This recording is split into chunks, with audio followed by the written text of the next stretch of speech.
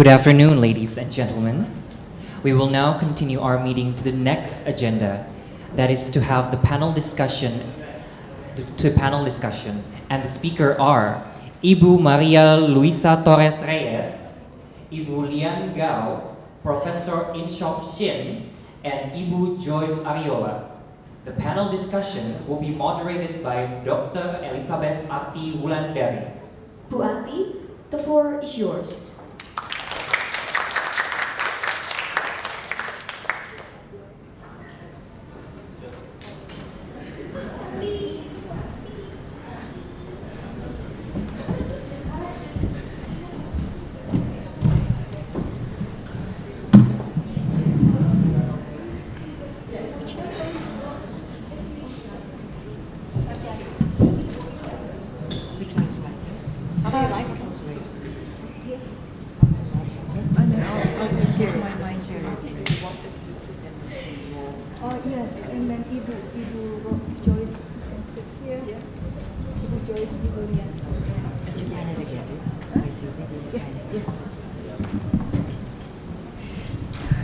Good afternoon, everybody, and thank you for still being here. So, for the final session today, we have our speakers, keynote speakers, and also two of our dear colleagues who have been really close friends with LSC and with Sanata Dharma with us also on stage. I will give time to each of the presenter here to talk about 5 to 10 minutes, some concluding thoughts or some final remarks about the conference, some burning questions that they have probably about the conference, about the theme, and then after that we will open session for question and answer. So please prepare some question. The first opportunity I will give to Professor Maria Luisa Torres Reyes. She's actually the one who came up with the idea for the call for paper for this conference today. So I think it's very appropriate that we start with her first. And Ibu Lulu, as she is fondly known, or Ibu Reyes, is the founding editor and editor emeritus of Critica Cultura, the online journal of literary, language, and cultural studies of the Ateneo de Manila University, which is widely indexed in top databases like Scopus and Thomson Reuters. So please check it out. She is now also full professor of literature, scholar in residence, and editor-in-chief of UNITAS, the International Journal for Advanced Research in Literature, Culture, and Society of the University of Santo Tomas. She has won recognition, published scholarly and creative works, and delivered lectures nationally and internationally. So, Ibu Reyes, or Ibu Lulu, the floor is yours.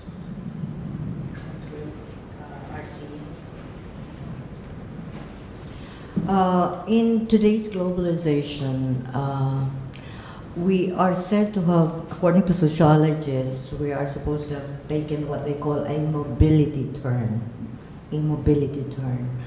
which is to say a world that's now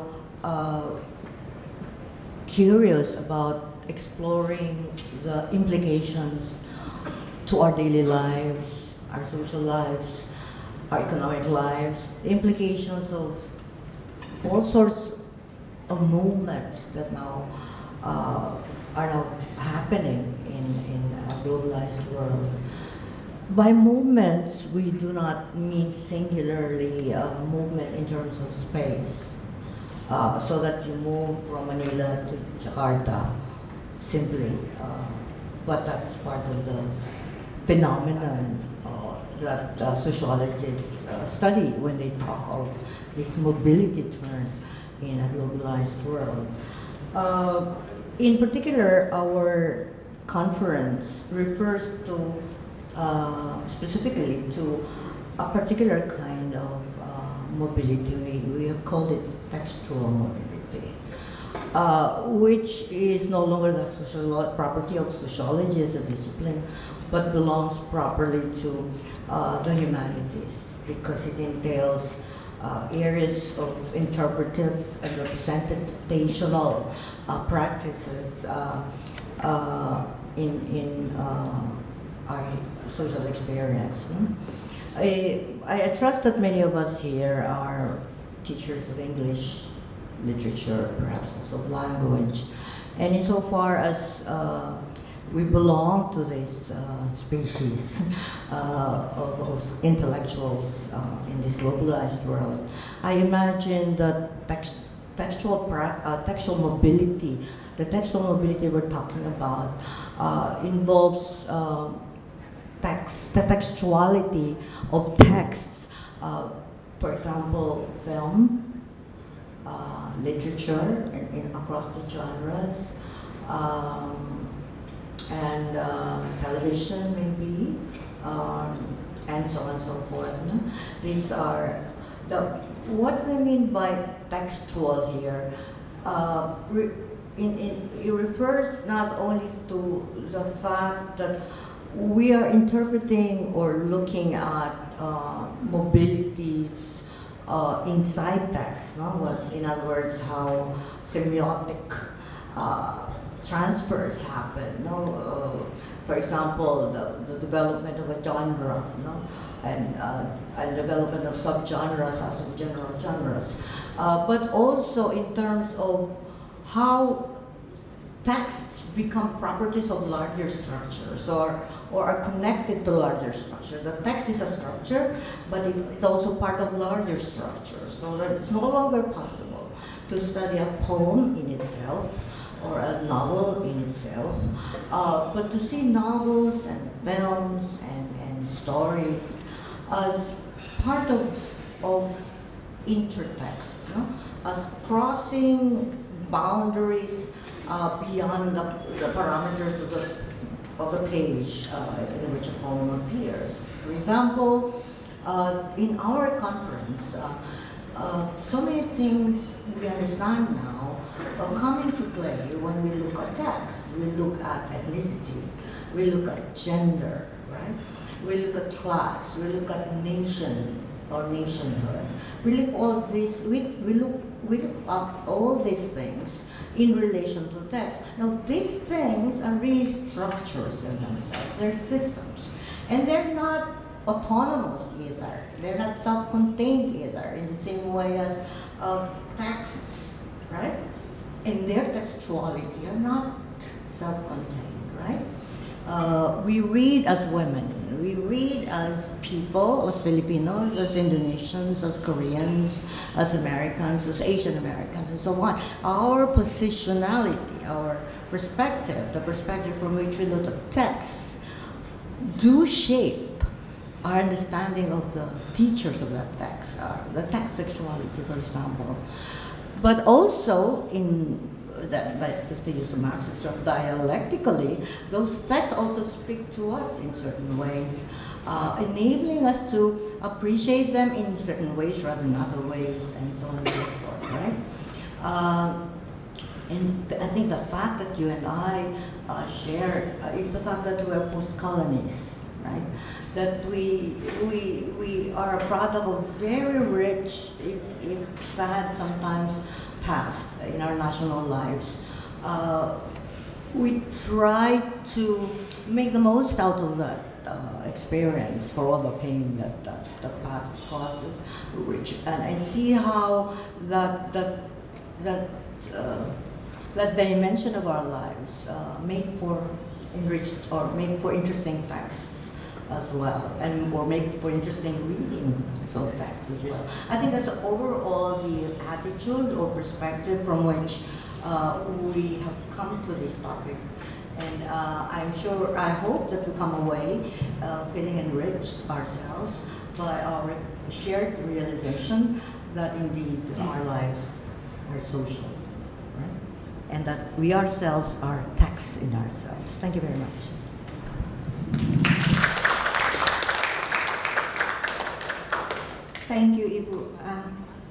And our second speaker today is Professor Joyce Arriola. She's also from the Philippines, and she has 2 PhDs.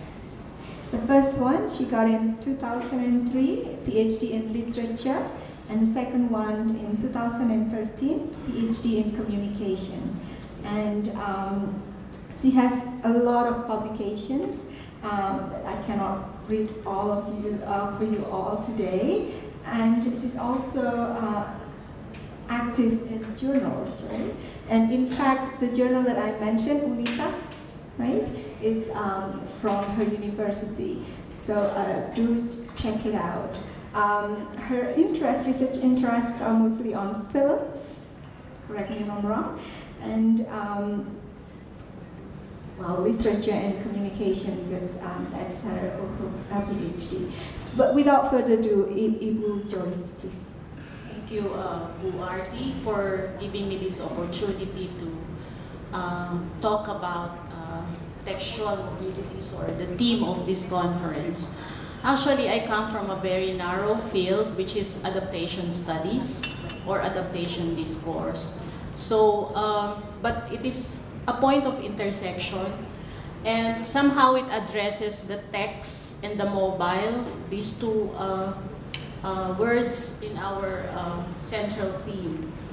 I therefore consider my discipline, or my interest, my research interest, as a migration of a different kind. It is not the migration, the literal migration of people from one locale to another, but rather a migration of a different kind, which is the migration of narratives and genres, and pretty much the same as what Bululu would consider in her paper just this afternoon. So I'm very much interested in intersemiotic translation, from one form to another, from one genre to another, and from one narrative to another, and possibly from one cultural context to another. So we call, in literatures of adaptation discourse, we call it generic mediation, no? Meaning genres being mediated upon. But when we deal with film, for example, as the center of the discussion, there are many terminologies that we can bring in.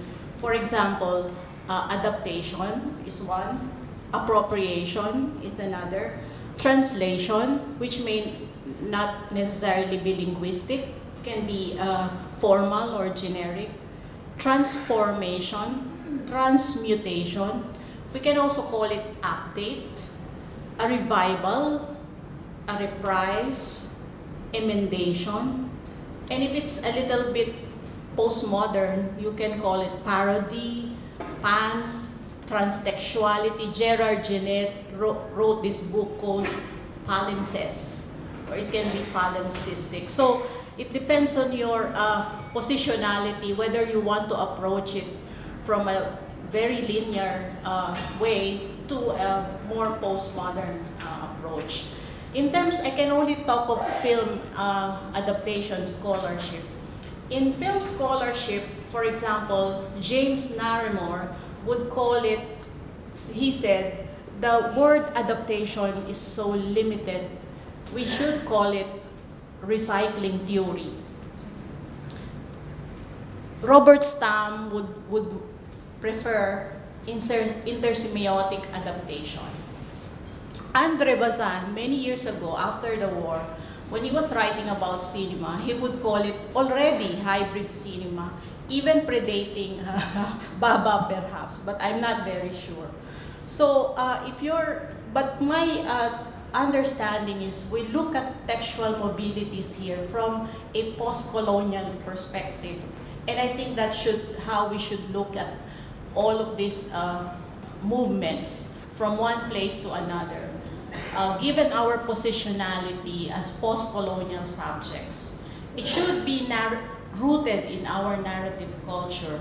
For example, as episodic, I'm not sure about all the Southeast Asian cinemas, But as far as Philippine cinema is concerned, the tendency to be episodic, digressive, the use of prolonged scenes, and the engagement into temporalities, narrative temporalities, where there is the collapse in the use of time and space, and there's a tendency to look back and forth, sometimes in a nostalgic way and sometimes in an ironic way, which is almost parodic, and the tendency to emphasize the moments, therefore more monumentalistic and triumphalist.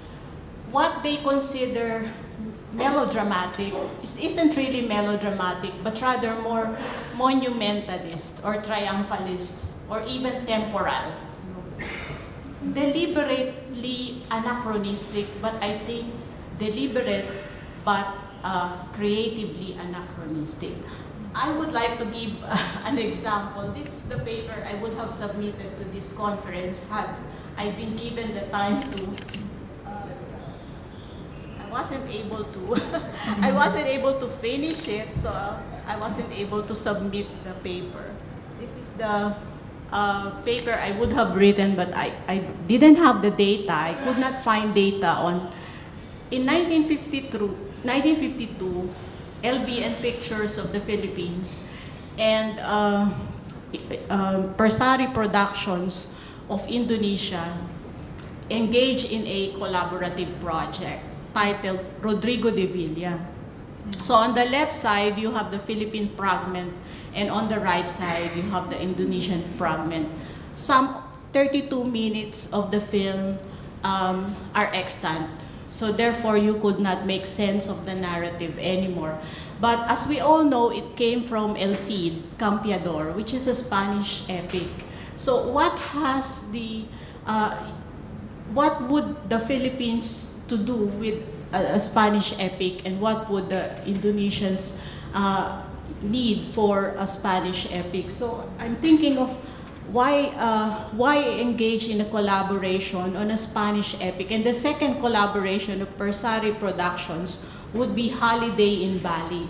And I think the collaborative engagements ended there.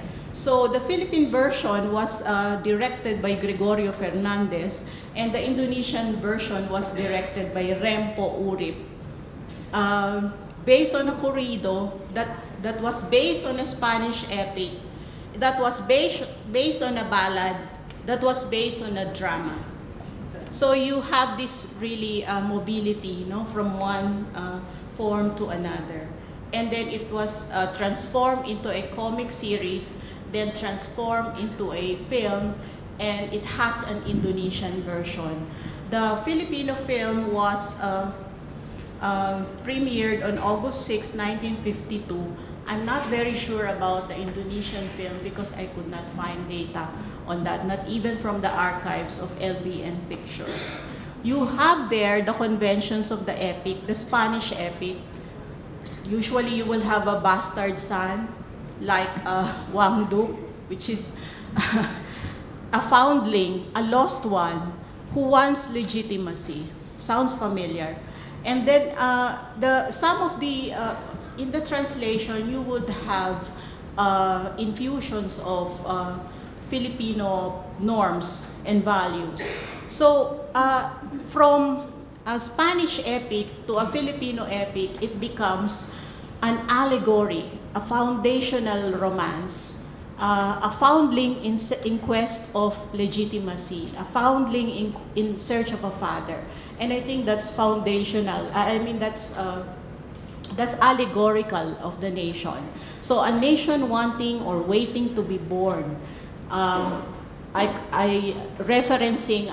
would like to reference here Frederick Jameson, who would say that you would have the simultaneous utopian and political impulse in popular texts like this, even if it was not really deliberate. So in conclusion, for me, textual mobilities go beyond literal diasporas, migration, literal transnationalism, and multiculturalism. Rather, they speak of ideas, conceptions, modes of thought, genres and narratives, of transculturation, and as shown by my example of Rodrigo de Villa, Indonesian and Philippine version of allegorical mediation. This afternoon, I learned something from Ma'am Lulu, generic transcoding and porous translocalities as synonymous to generic mediation and textual mobility. What have the Philippines and Indonesia to do with the Spanish epic that speaks of how Christian monarchs want to defeat the Moors and show a totally different set of norms and values based on honor, a sense of legitimacy and valor? I think we can speak here of the implication of mobile text being allegorical mediation, hijacking, if we don't like that term, perhaps borrowing alien worldviews and marrying this with a new to constitute what Baba calls hybrid, or what Bakhtin calls dialogism or intertextuality. Though Baba is now seen in a dual light, some sectors would not want to have anything to do with the word hybridity. I wish to reference rather what he said as the third space of enunciation, as that which can be applied to the Philippine and Indonesian film fragments. I think what positive hermeneutic can gain from the third space of enunciation is that it is not the context of the source text that matters, but how it can be politically significant to the shapers of the target text or the resultant text, which is no other than the culture located in her time, place, and sensibility. Thank you. Thank you, Ibu Joyce. Our third speaker is Ibu Lian Gouw from the Dalang Publishing, and because she's one of our keynote speakers, I don't think I need to introduce her again. So Ibu Lian, please, time is yours. Thank you, Arti, for giving me this chance to kind of wind up.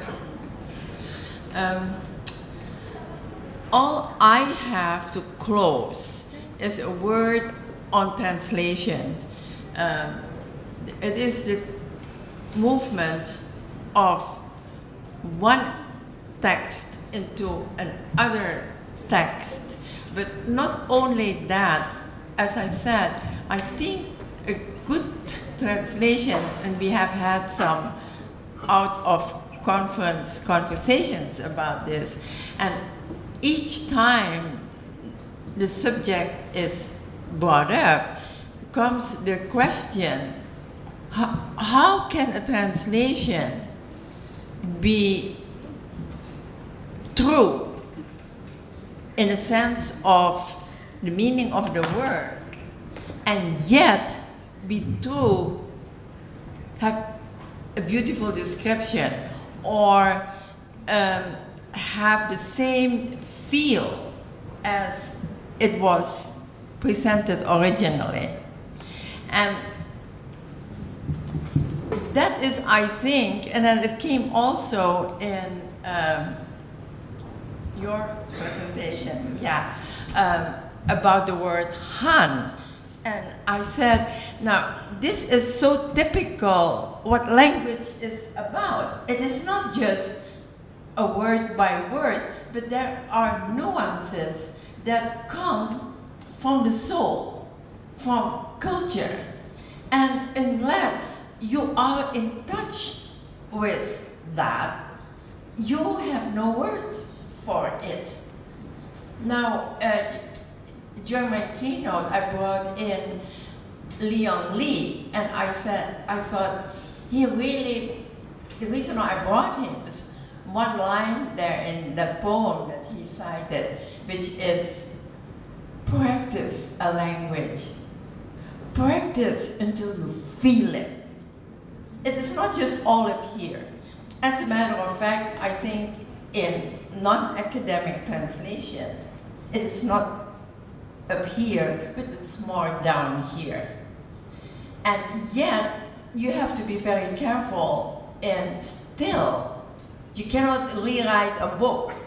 That is my big problem with a lot of translations where the author is not familiar with the target language, and they don't know what happened to their work, you know, at the end when everything is said and done. And I find that very sad. And in translating Indonesian authors, I'm almost having a tigerish sense of protection. I want to protect our authors from being misrepresented just because it sounds good in English or it's good enough in English. And that often happens. Also, sometimes it happens that a translation, because of the way the translator went about it, is a better representation of the subject. But you can't do that either because you're not writing the book.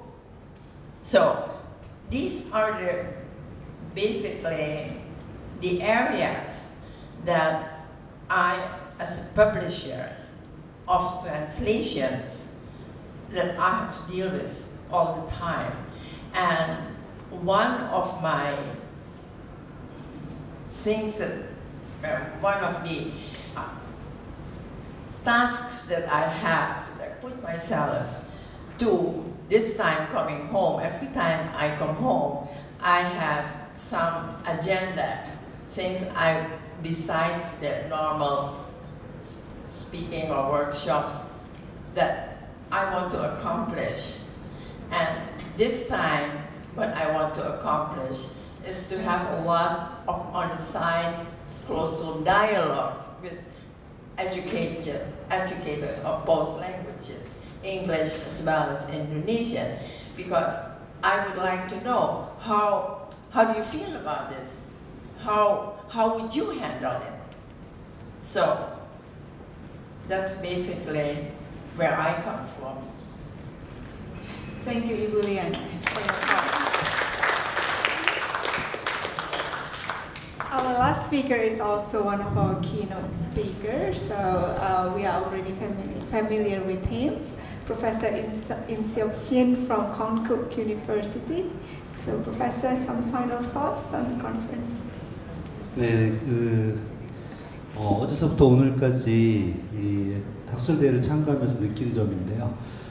텍스추얼 모빌리티스라고 하는 뭐 다이아스포라든가 쭉 이런 주제들은 지금 세계 문학 연구를 리드하는 그런 주제가 되겠고요. 이런 주제들에 대해서 그래서 잘 소화하고 있는 산업과 다르마 대학의 역량, 그 수준이 얼마나 높은지를 알 수가 있었습니다.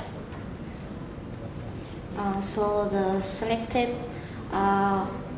theme here, the textual mobilities, diaspora, migration, and transnationalism and multiculturalism is a good, actually it's the first of all is good topic to choose. So Mr. Shin think that the Sanata Dharma University successfully make a good seminar here with that topic.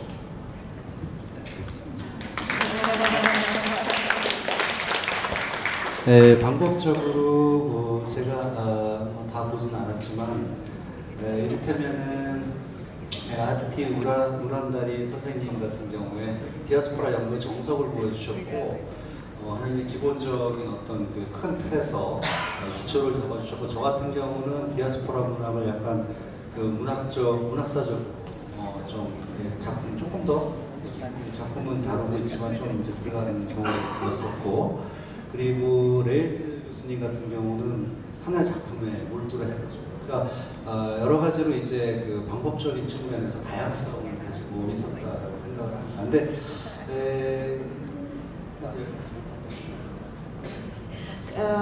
So and then for the some speakers that Pak Shin found that some speaker has a good presentation. So one from Ibu Arti. So Ibu Arti can show or can put good procedure, good things in the. So Ibu Arti make what is it?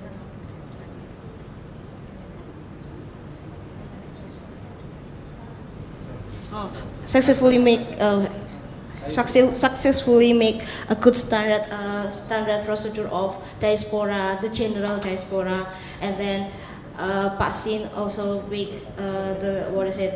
Pak Shin presentation more to the culture side, and Ibu Arti more to the general diaspora meaning, and then but Pak Shin found that Ibu Lulu, it's right, Ibu Lulu, find a good way to show diaspora with one movie. So Pak Shin found it that the movie. So the movie, actually at the first time, Pak Shin cannot see the Han from the third generation product, but from Ibu Lulu presentation, so now Pak Shin can see that there is a multicultural Han in the third generation. So give a big applause to Ibu Arti, and then Rio.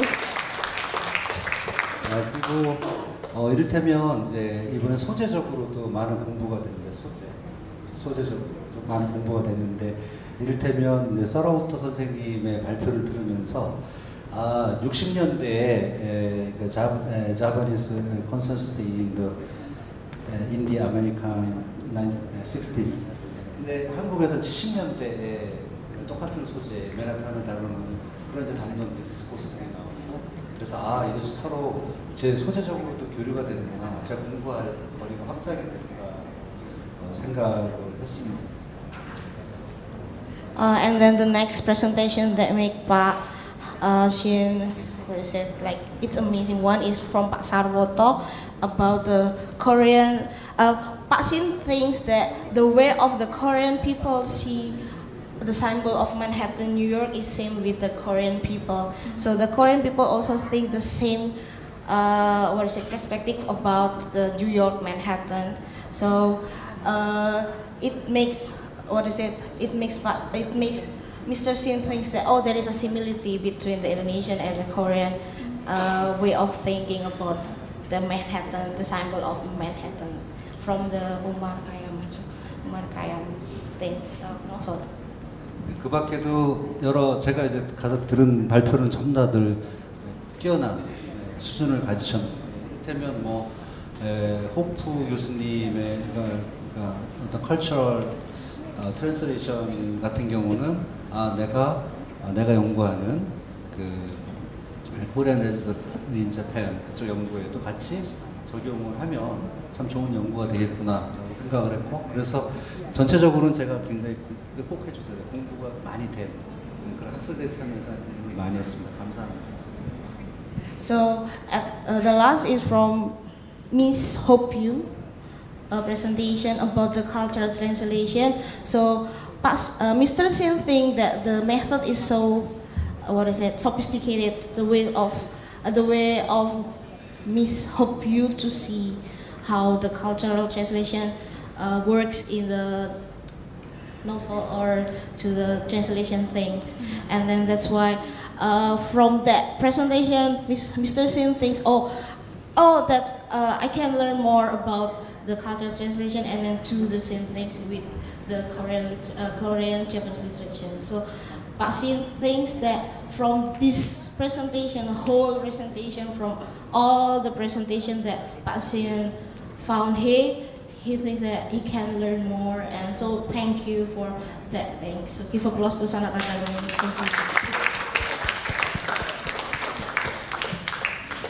Thank you, Inseop Shin, for very kind words. And so the way we are going to go forward from here, I think I want to start from what Pak Inseop Shin alluded in his talk just now, in his speech just now. That is the idea of learning from each other, right? That from attending different sessions, there's always something new that you get. It's the same idea that I got from this conference too. Just to clarify a little bit, when Pak Inseop Shin talks about the movie that Ibu Reyes talked about, that's from the presentation earlier in which she analyzed a Korean movie about Han. And if you remember, Pak Inseop Shin's key presentation about Han, the word that is an emotion that's very difficult to translate, right? And what he learns from that is, you know, even Pak Shin expanding that is multicultural Han, he said. At first, people saw that film and they thought there's no Han element in there. But after listening to Ibu Reyes, he found, hey, maybe there is some multicultural Han in there. And so I hope that is also something that we get from listening to each other's presentation, right? The idea of, so from this presentation, what about the application of that? Or how can I apply that in my own work, or in the phenomenon that I see in my own field of work or in our society and stuff like that. And I think that's exactly what this, you know, textual mobility. So I'm very interested in listening more about Perot's translocalities. That's a term that Ibu Reyes invented, and maybe when we have time we can talk about that, or if someone else is interested to know more about that. And also, and what is the other one? The transcoding, yes. Oh, generic transcoding. So I'll stop myself there. But if you have some burning question, some things that you want us to clarify, we will welcome your thoughts, comments, questions. Yes, Romo Banar, and then after that Pak Alip, and then the third one is from, I forgot your name. Dirga, sorry. I know his name, it's just blank for the moment. Yes, Romo Banar first. Thank you. My name is Subanar. I teach at Cultural and Religious Studies here in Sarata Dharma. I just make a kind of provocation about translation, because then I remember, and I still bring it, at the funeral of a musician, Colonel Simanjuntak, in the time of Revolution, 1946, there was a journalist, Rosian Arwar, and he quote a poem wrote by Jose Rizal. Mi adios, mi ultimo adios. Jose Rizal. So, may I read? Then you can translate, because it is about translation, and not only in the sense of textual mobilities, but also about about the politics of translation, but it is about the context and the moment where it was expressed. So it seems to me that the textual mobility also has various factors where it was expressed, and also about the politics of translation. So Romo wants Ibu Reyes to comment on that. Maybe also, Lian? yeah. Okay. Yeah. Thank you very much. What was the question again? To comment. Oh yes, I'm a practicing translator myself. Thank you for that question. Translation is, for the longest time, is thought to be a very innocuous practice, where you know, which was a notion that was built on a theory of equivalence, a notion of equivalence. It's just, you know, you find an equivalent word in one language, in another language, and once you find that swap, the job's over, right? We forget that words have a world, you know, as Lian was saying. They have context, they come from somewhere. A people, a woman, a man, a gay person, they come from certain contexts, and what you're transferring from one language to another is not just the word itself, but a whole world, right? Which makes that word meaningful in the first place, right? Otherwise you won't need that word at all, right? So in that sense, translation is at once political. It's never a neutral thing, right? Because the fact that you chose one word over another is already important, right? So, for example, in Tagalog, we have a word called kalabit. Kalabit. When you do that, kalabit, right? Do you have that? Do you have a word for it? Because in English, you know, we don't even have an English word for it. You do have a word for it? For Japanese, it's Yahweh. Yeah, will. Oh, well, in Tagalog, it depends on the context, right? If you do kalabit in a honky-tonk district, you know what it means? In the red district, you make kalabit. You know what that means? That's one thing. You make kalabit in the classroom when there's an exam, that's another meaning, right? So, in a whole range of situations where the word appears. So, how do you translate that? So I had a South African friend once before visiting Manila, and somebody did that. Said, "What is he doing? Is it that bad?" No, it's not bad. It's just, you know, making a making a statement. And so what's the English word for it? I have no word for it. There's no word for it, right? So he wrote a poem about kalabit back in South Africa. So all he could do, because he couldn't understand the word, right? Because I couldn't translate for him either, right? I gave him some 10 words in the English language, and none of it was really accurate. So in a context like that, translation indeed is translating a word. And it's not even translation as such. It's really a kind of perspective, a way of looking at things, right? Can you transfer a way of looking at things? That's hard, right? Because you're transferring worlds. Thank you. Ibu Lian, since you the one who brought up the idea of translation or the importance of translation, you want to comment on that? About the context, right? It's more about the context. Like when a work is translated, right? There's a certain context. When a work is invented or was written, it was written in a certain context. But when it was also recycled or adapted and translated, there's another context there, right, Romo? Is that so? That's what I said earlier. That translation is in order to translate novels, especially academic or it's a totally different thing. Then if you know the two languages, that's enough. But when you translate creative work, you need to understand what makes, how that word came to the page in the first place. What went through the author's mind? Who is the author trying to represent? And now, then, you translate all of that. You bring those feelings, that bias of the character.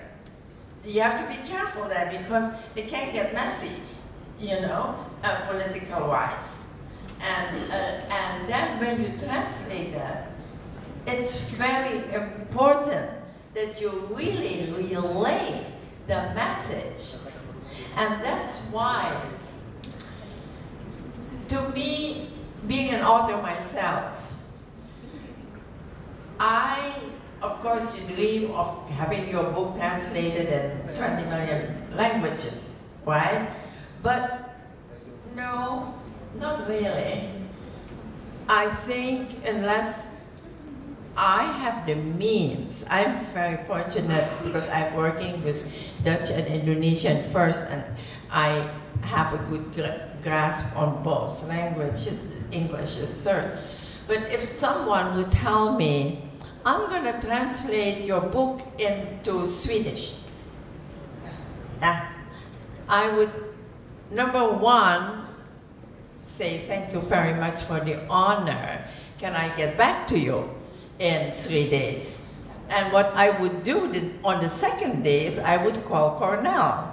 And I would say to Cornell, hey, do you have someone who can check on the translation? Because I was offered this, but I'm not really sure because I don't know what they're gonna do with it. And so how much would that cost? Yeah? And can you then do that? So because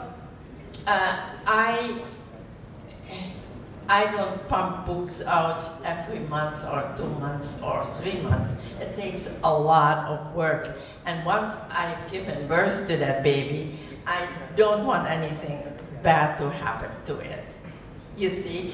But like I'm going back to our own people here in Indonesia. Unfortunately, not very many of our authors, and I know of some really wonderful authors who could afford to do that, such a thing. And I don't even know if such an institution exists around here. You know, I happen to live in America, and we have Cornell there. So that's a different story. So going back to the word itself, it is, I think, like I referred to Professor, she's talked about the word Han. When that came up, I said, that's exactly it. That's language, you know? Yeah. Thank you. Actually, talking about just Romo Banar brought up something that suddenly reminded me. We wanted to invite John McGlynn from Lontar Foundation, right? But unfortunately, he's attending a book. What is that? Ubud. No, in Frankfurt. Oh, So, the bookstore. Yeah, so yeah. because I think Romo Banar brought up this. He said that it's not just about the politics, but it's very important to remember the politics of translation. And just reminded me of a paper that I wanted to write for this, but then didn't end up not writing.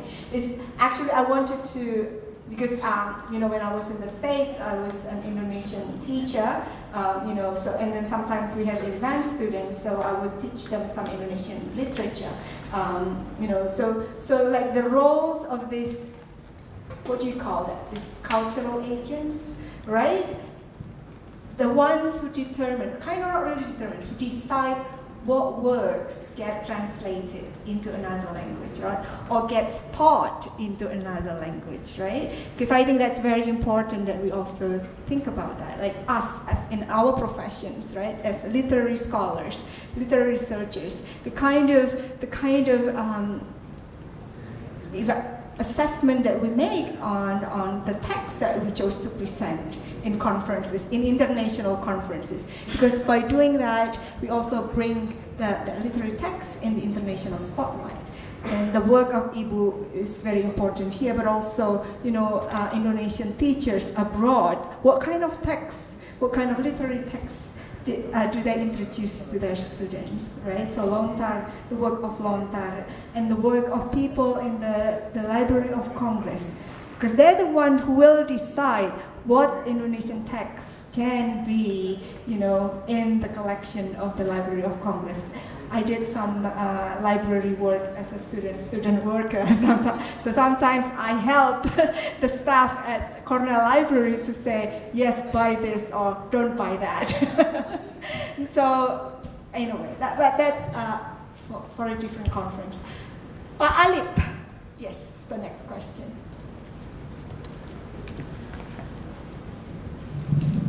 I will have another different cup of tea. My question is quite practical. So we talk about Korean, Japanese writer, Indonesian, American writers, and so on. And then my question is, what kind of loyalty do we expect from these Indonesian Americans or Korean Japanese? Because if they still maintain or preserve their the values of their homeland, people might say that these people simply fail to adapt in the new country. But if they abandon or they more or less do not follow the values of their homeland, then we will say, oh, they are not Indonesian any longer. They are not Korean any longer. So can we expect like what our bishop in the past said, 100% Indonesian, 100% Catholics? Is it possible also to have 100% Korean, 100% Japanese, 100% American, 100% Indonesian? Thank you. Thank you. I think that's the question for Ibu Lian and Pak Inseop Shin first. Maybe if you want to comment. So what can we expect, let's say in your case, from Indonesian American writers? There's a famous saying by Monsignor, 100% Indonesian, 100% Japanese, 100% Catholic. So can we have that kind of expectation too for Indonesian diaspora in America, that they are 100% Indonesian, 100% American? What kind of expectation can we have from them? You really can't expect anything because you don't know in what kind of place the author is at the time they wrote. When I wrote my novel, I was in a total different place than I am now. I am sitting on a manuscript that I had to put aside because of dalang. I cannot do both. It takes too much of my inner energies to do both at the same time. And I felt dalang was more important than whatever I come up with. So I put my novel in the drawer. At 82, I don't have a heck of a lot of time left. So I feel that I need to claim myself. And that's why I said, by next year, I will finish this. I have a problem here because when I started writing the second novel, it was very shortly after Only a Girl was done. I was still in that same place as Only a Girl. And now, I am in a total different place. And I cannot, I don't know, I have not really revisited it to the point of where I'm ready to sit down and work on it again. But part of I have a reluctance because I know it is not as easy as when I left it. Because when I left it, I thought, okay, I've got a lot of skeleton, I got most of the meat, I just have to tie the bow around it, dress the girl up and send her off. And it's not like that anymore. Because I am afraid that where I am now and where I was then, there is a lot of the meat that doesn't work anymore. You know, and it is not because it doesn't fit per se technically, but it doesn't fit here. And that's why I cannot do that. So you're asking about a loyalty, basically. You're asking about a statement of being. It depends on where the author is. And that is very hard to ask from anyone to determine where they are going to be if there is a change that's taken place. How's that for an answer? Thank you. So maybe Pak Inseop Shin? 질문하신 걸 정확히 이해는 못하겠지만 10% 한국인, 100% 한국인 이렇게 나는 한국인이다라고 아이덴티파이라는 것은 기본적으로는 상상, 페리 앤더슨이 말하는 상상의 공동체 속에서 만드는 허구의 선물이라고 생각합니다. 따라서 거기서 나오는 차별이라든가 디스크리미네이션 이런 것들이 벌어지는 것들도 기본적으로는 허구, 상상이라고 할 수 있겠습니다. 선생님 말씀에 대답이 됐는지는 모르겠네요. So for answering the question like what the 100 Korean or 100 Japanese, it still cannot be answered because actually the first things that come up from the writer when they write something is the imagination and the imaginary. Sang is the imagination, how they think they are actually. So not really who they are, but how they think they are here. So still in the reality, they still got the discrimination. So that's why they still have no basic of that thing. So 100 Korean, 100 Japanese because the reality and what they imagine is different.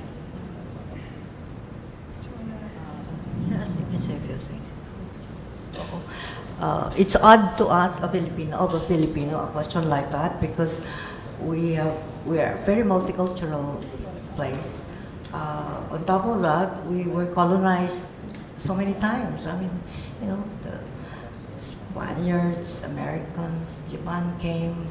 When Spain was there, the Dutch wanted us to, and also the French, and we're very Americanized now.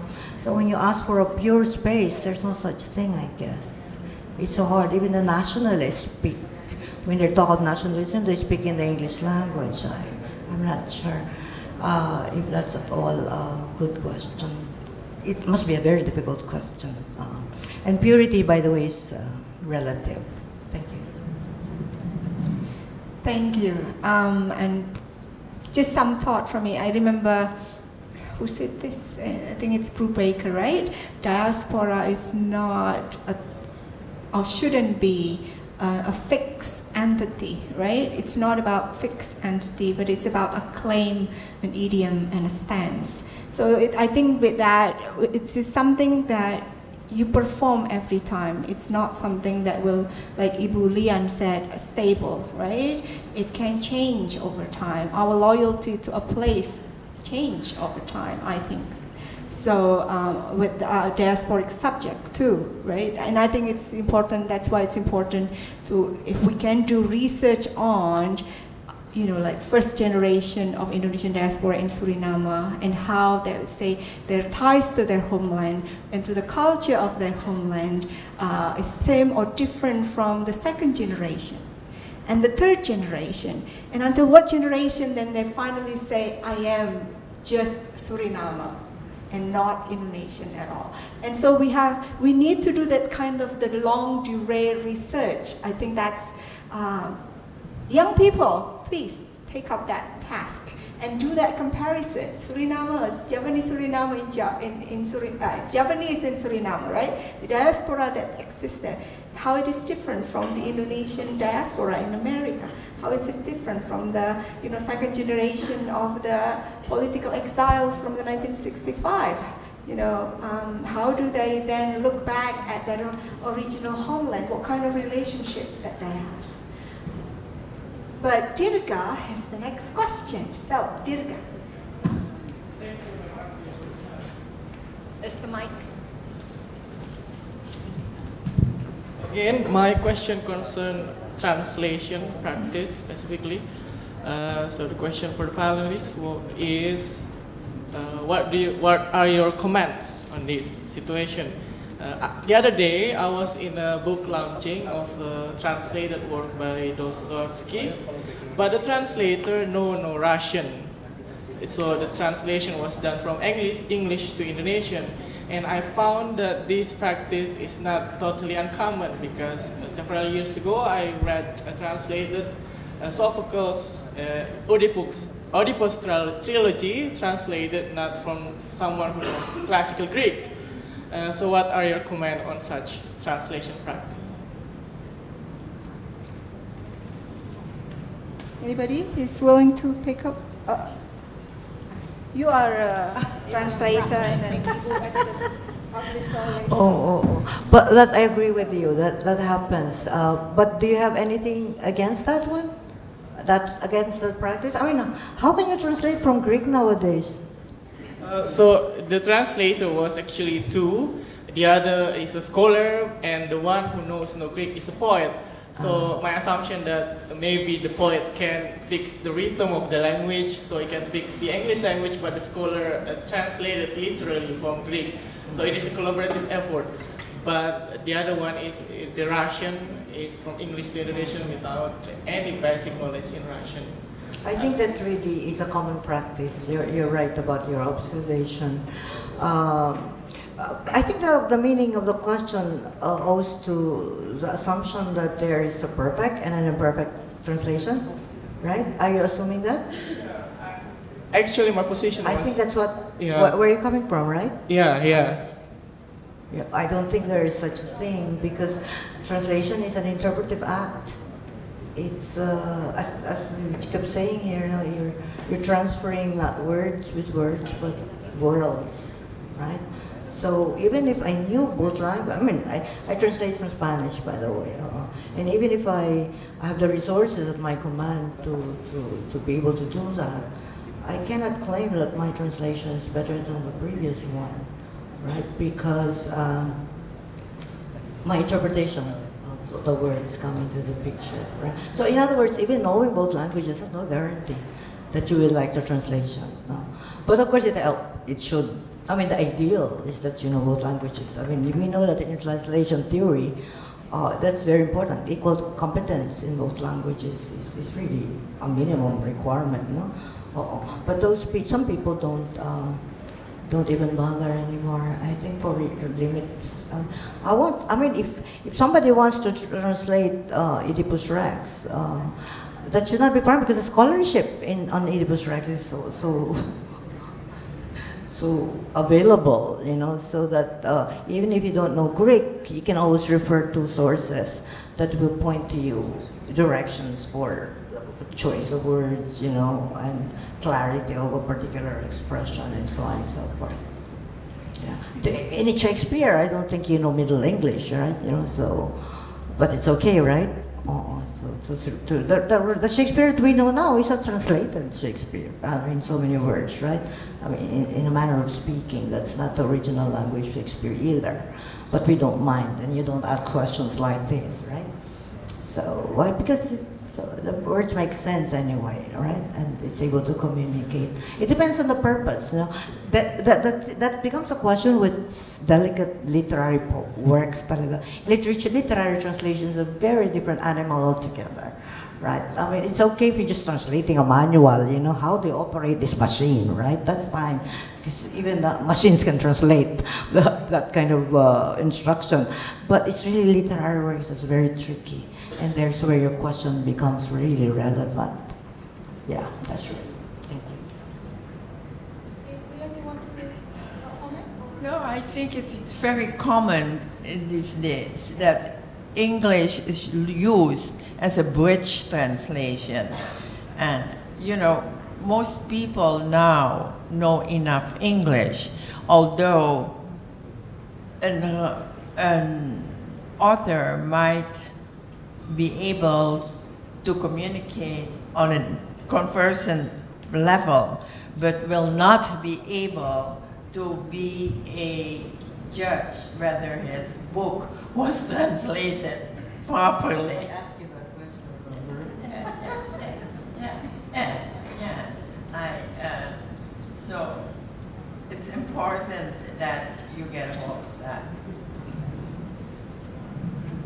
Thank you. Are there any questions? We still have 20 minutes if we want to.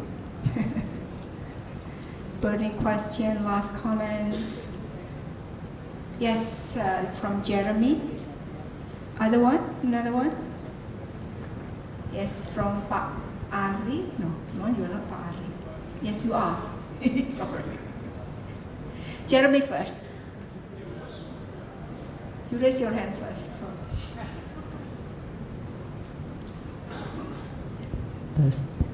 Yes. Okay, so this is not really a question, more than just being curious because this whole matter of literary translation being discussed, I've actually been a freelance translator for several years now. I began translating law journal for Pajajaran University, but every time someone came to me and asked me, can you translate this story, can you translate this story, I would like, no. Because I avoid literal translation because I'm afraid that I would not be able to do it justice. The source writing, I'm afraid that I wouldn't be able to do it justice, and because I also write. And it's like I let someone read it and let them retold what they read it, and it was like, no, I didn't write that at all. I'm afraid that would be the case if I translate someone else's work into another language. But meanwhile, because I work as a translator in a more, what would you call it?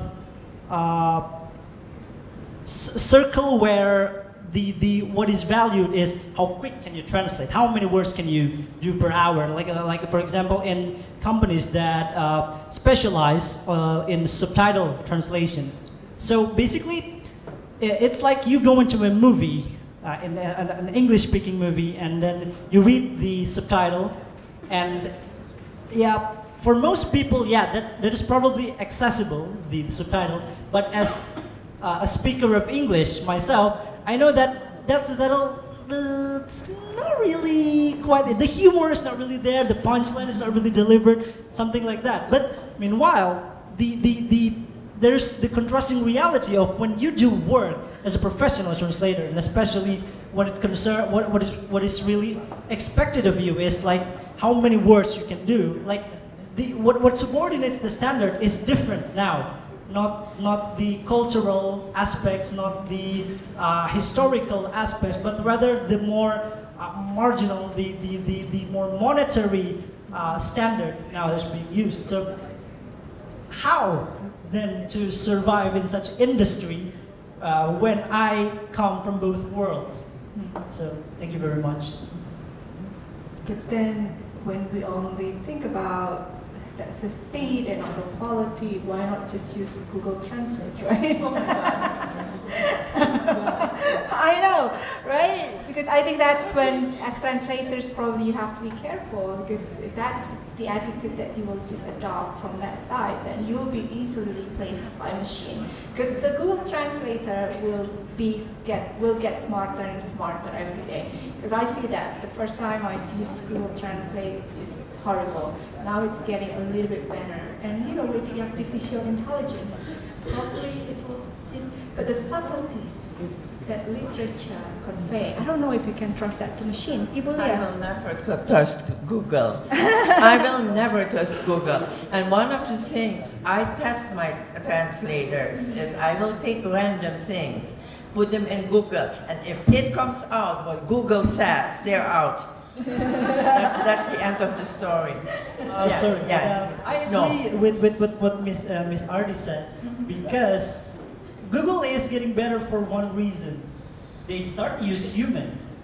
Because I, in fact, participate in a certain kind of project that they used to like transcribe a direct human transcription into like Google Now, and instruction they say, and we as evaluators have to like make sure that the transcription is a fit, not only like it fits and the structure, but also the expected result that would come out in Google search engine would fit to what this person expects. So if it's ambiguous, it still would be correct. But still, like there's that. I still feel that dilemma somehow. You know, Jeremy, maybe in your time, okay, but for me, during my time, machines will never, ever be able to replace humans. I am sorry. That I agree. Actually, I agree about that. Oh, I agree with you. Jeremy, I have a book. It's called Sipat Saling. Yeah, it's a collection of my poems. It's my first attempt to put together my poems. And they are all translated. German, French, Japanese, not Korean. Not yet. Shin, listen to me. Not Korean yet. Anyway, there's one of the poems there that I didn't know my people translated people translated, and they didn't even know that they were translating this poem of mine. And they brought this to my attention when they found that I was putting together finally my collection of a couple of decades of writing. And when I had to decide, which translation I should include in that collection, I had really a problem with this translation because they were translating this own poem of mine, but there were two different meanings. We're really doing two different translations altogether. And I liked them both. So I said, what should I do with this? So I decided to translate them. Put them both, right? So people always ask me, why did you have two translations of the same poem? Why didn't you just choose one? I said, really, I went through a whole painful process of selection, so I decided to just put them together there. That's what we're saying here, I think, Lian and myself. You can't do translation mechanically because it's never a mechanical process. And by the way, just to go back to the topic, which is really what I want to say, translation is a matter of textual mobility. And mobility means transformation. I think that's what we're saying here. When mobility happens, something gets transformed, right? And it's we're interested in that process of transformation. The ending may not be the same, maybe because it will never be the same. Each process is an individual process, right? So translation will, by one person, will always be different from another, and so on and so on. And just before I came here, by the way, my Korean friend said, oh, I saw the Japanese, because you read Japanese too. My friend from Korea University. She said, oh, you know what? I read the translation of your poem in Japanese. I said, can you translate it too then? Oh, I will have a better translation. A Korean telling me he will produce a better translation in Japanese, so Tagalog poem. Okay, fine. Okay, just do it, right? But what I'm saying is really mobility happens, right? Transformation happens. And I'm sure it's going to be an amazing product, because it's how mobile can this kind of translation happen? Always in Tagalog, it's been translated into English and into a vernacular language in the Philippines. Leading to Japanese, and now it's going to Korea, right? So between, I guess, my original in Tagalog to the Korean one, it's going to be a different poem, really. And I'm open to that. I'm fine. I'm a good, there's one of my poems, in fact, in English, was translated in Tagalog. And so I said, I was reading, because the one who translates one of the finest translators in the Philippines is Michael Rosa.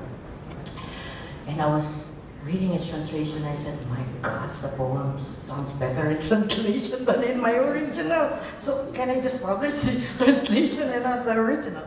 Right? So, this is the author already speaking. So translation is textual mobile. It's all about textual mobility, transformations, and it's the way of life in our current contemporary world. Thank you. Thank you. The next question. Okay, so I think I need some help to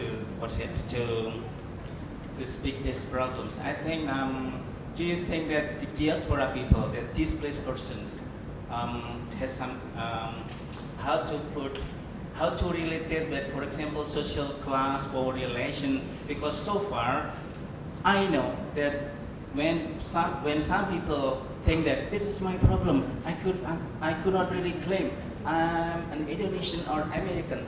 That's a kind of luxury for some people who always can be just Bantol, for example. So I asked, so what is the problem actually? I think you have the luxury of being A and B, or the luxury of unable to decide A or B.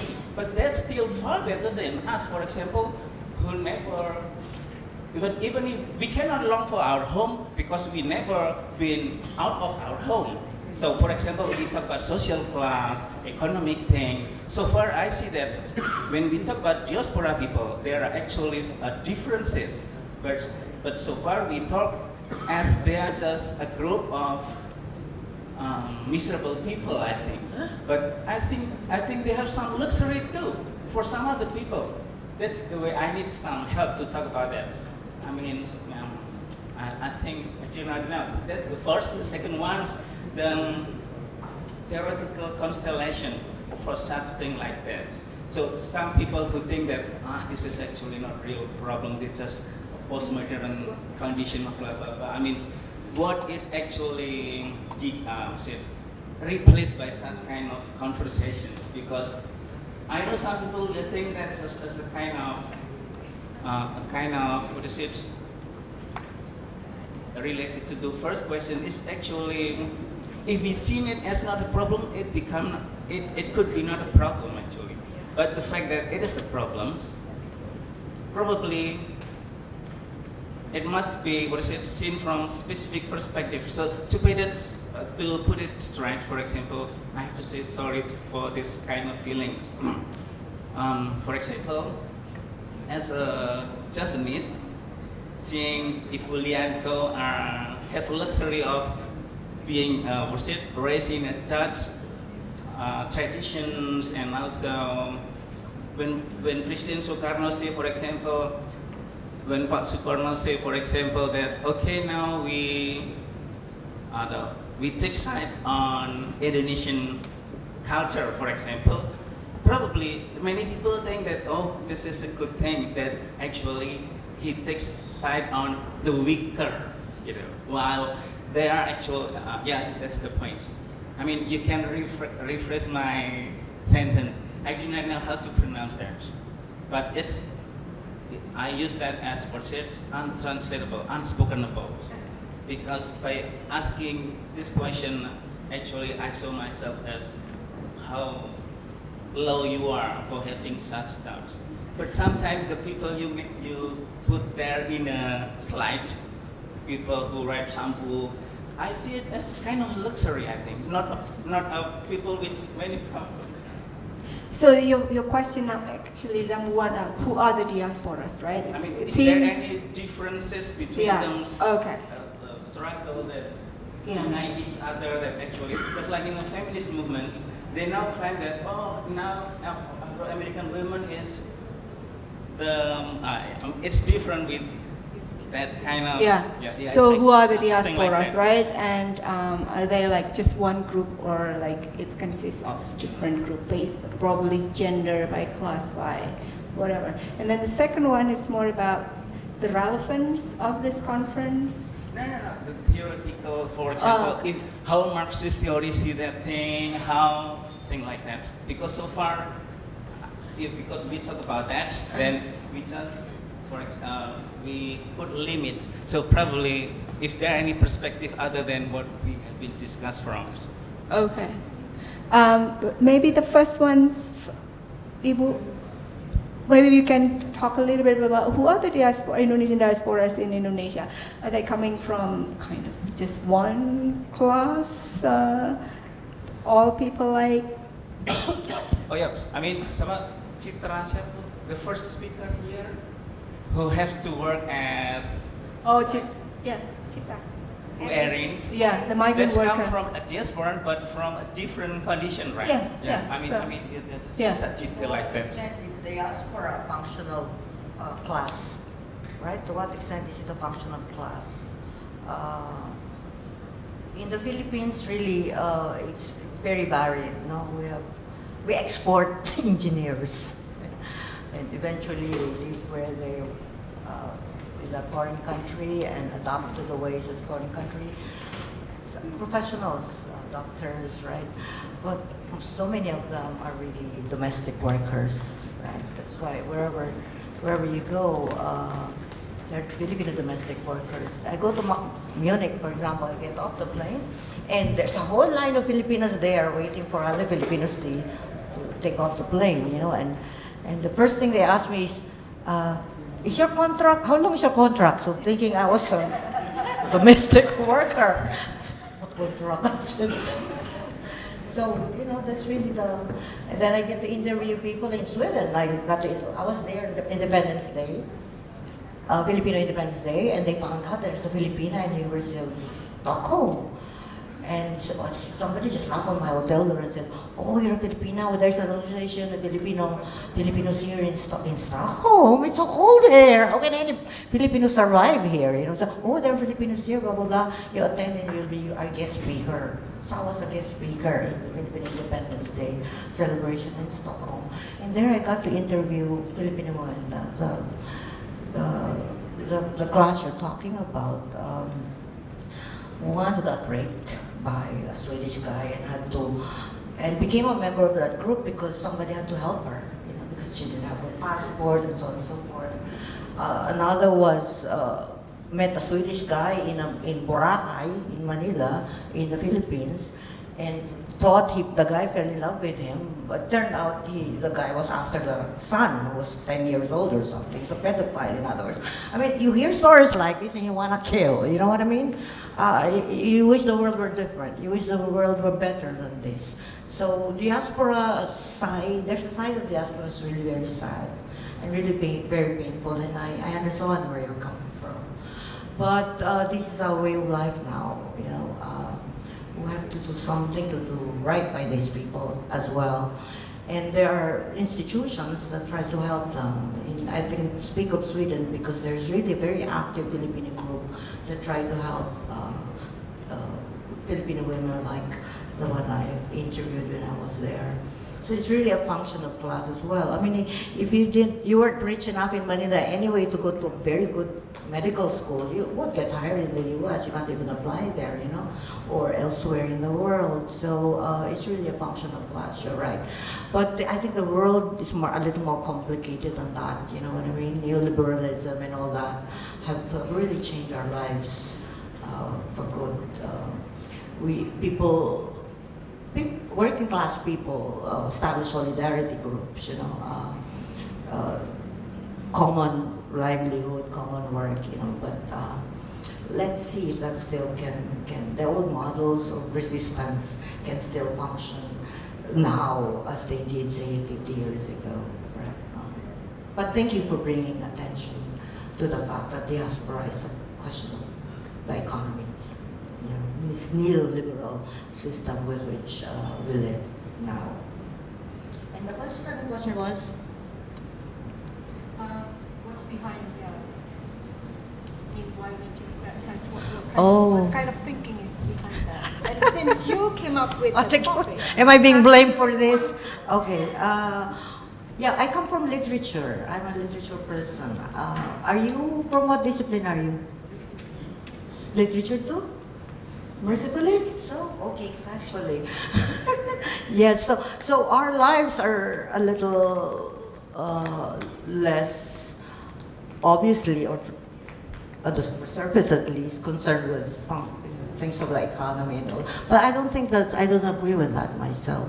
I think, Marx said that world that he was trying to build was one in which we can be carpenters by day and musicians by night, right? I love that world. I hope literature can help us build that kind of world. Thank you. Others? Yes, Joyce. The thing about translation, I think what can be gained from this kind of conversation, I think we can talk about translation as a way of bridging cultures, as a way of bridging texts, context, and nationalisms and all that. I think translation somehow is a form of reinterpretation.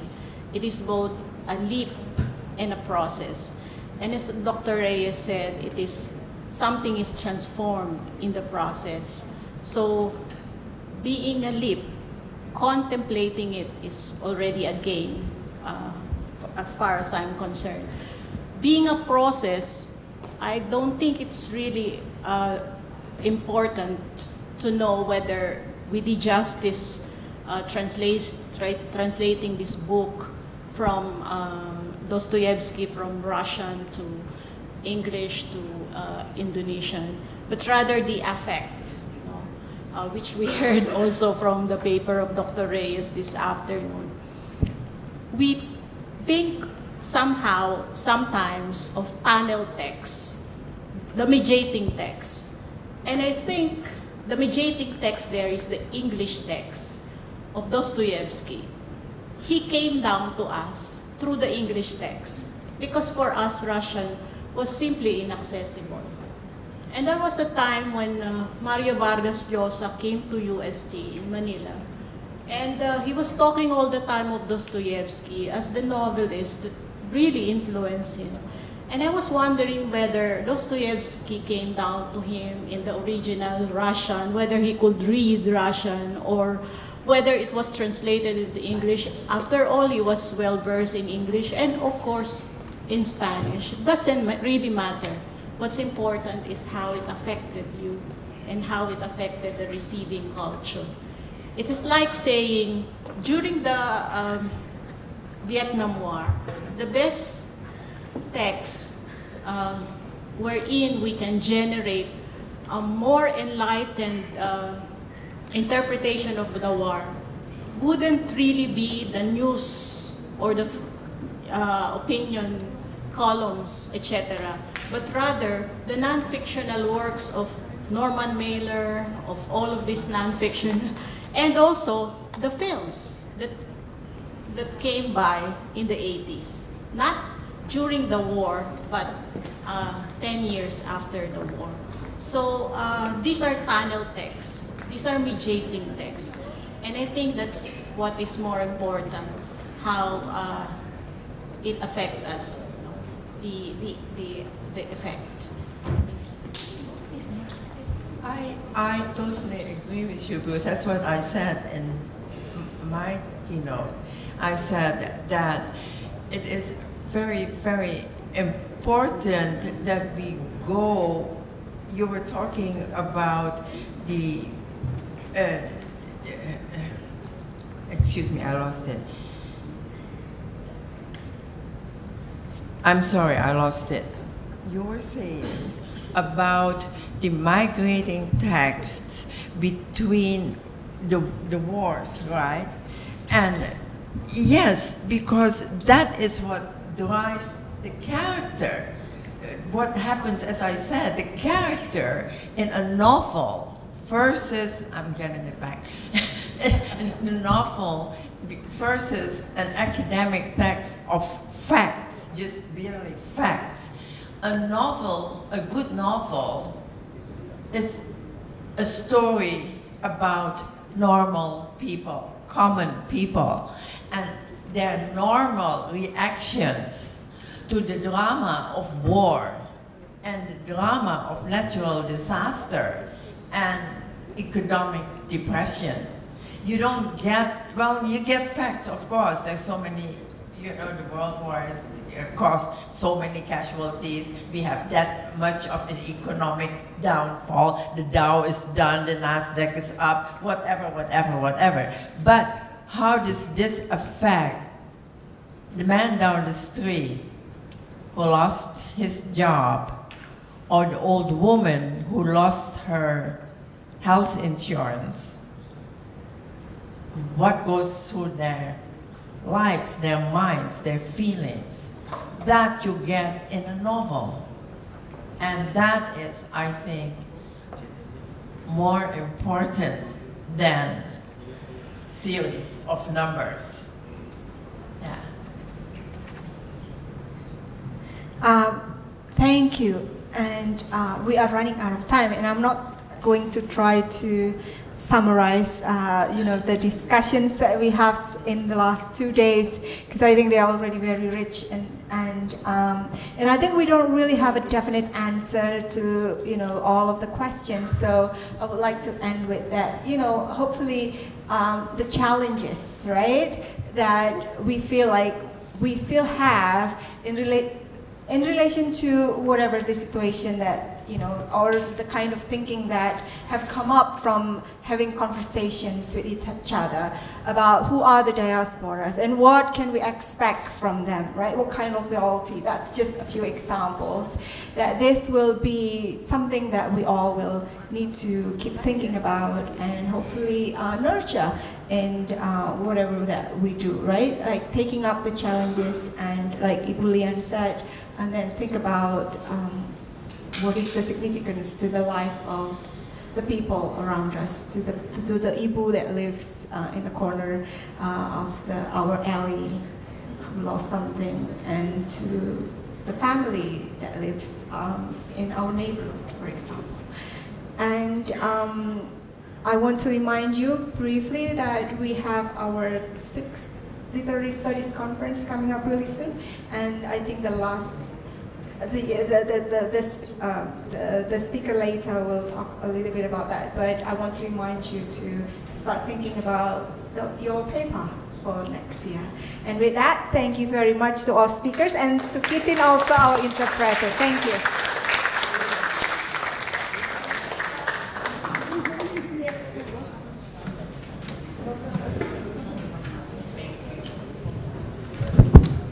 Please give another big round of applause for our speakers and our honorable moderators. Thank you for the amazing discussion given by the honorable speakers. As a token of appreciation, we would like to invite Ibu Teresia Eni Agraini to present the token of appreciation to the speakers.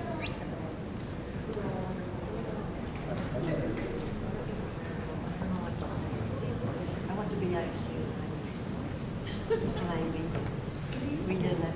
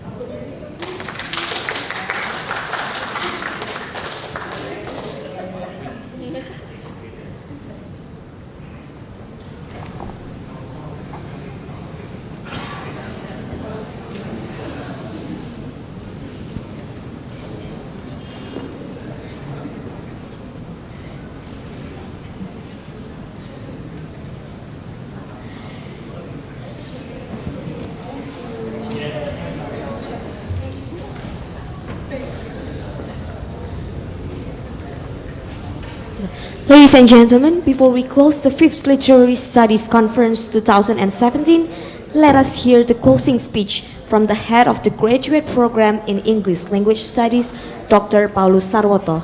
Pak Paulus Sarwoto, the floor is yours. Thank you very much, ladies and gentlemen, Bapak, Ibu, and Romo.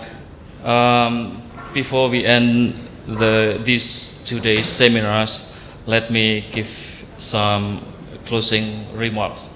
These last 2 days, to me, have been a spiritual and academic journey.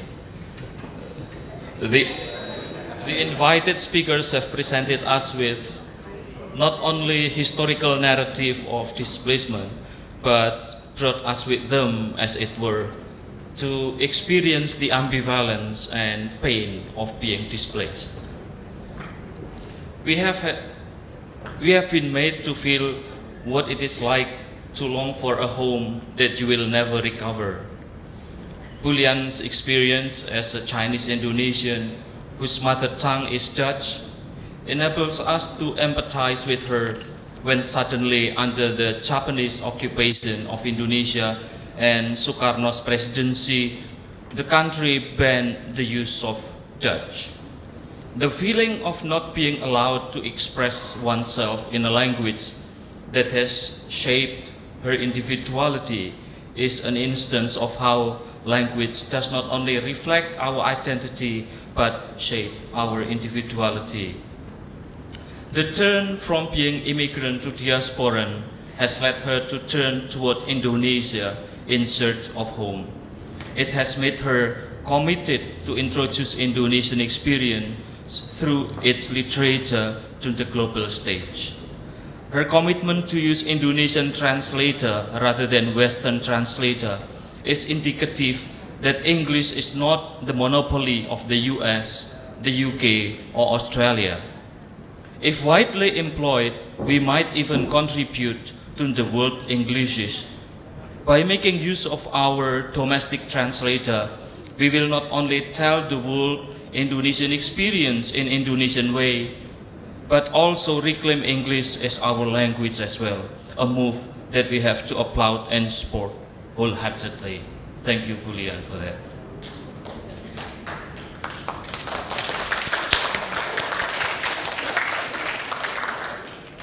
Professor Shin also has enlightened us,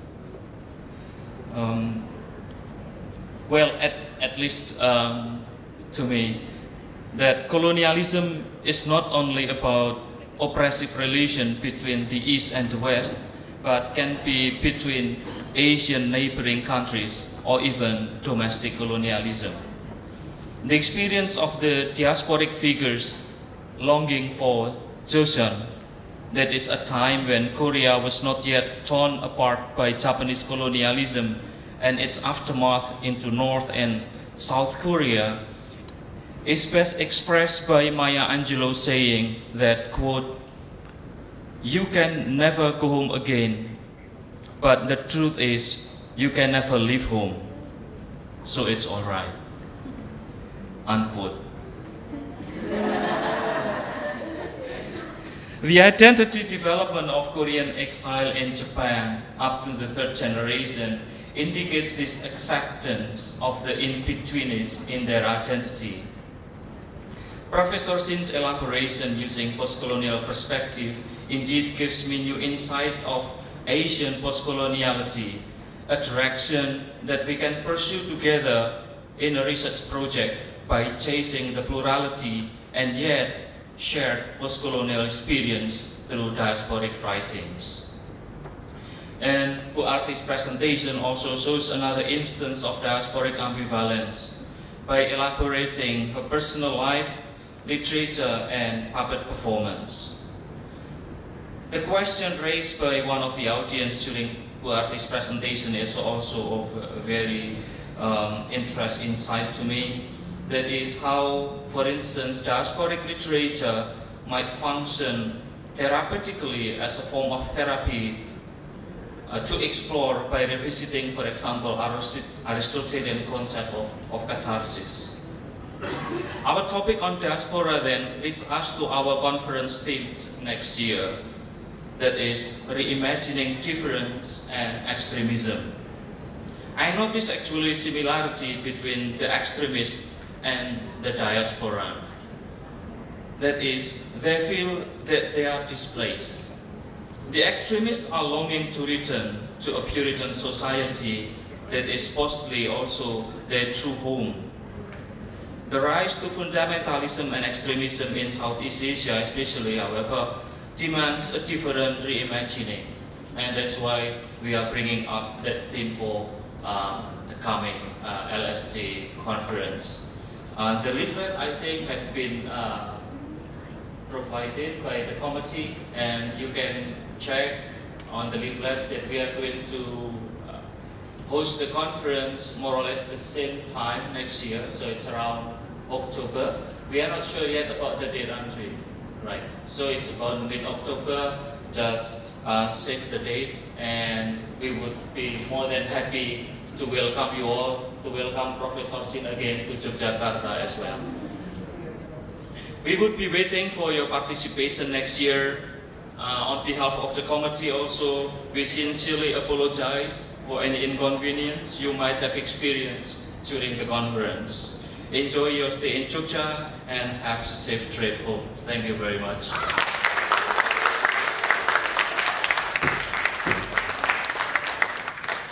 Thank you, Pak Sarwoto, for that closing speech. Ladies and gentlemen, may I thank you very much for your active participation on the Literary Study Conference 2017. I hope you enjoy the program and see you on the 6th Literary Studies Conference 2018.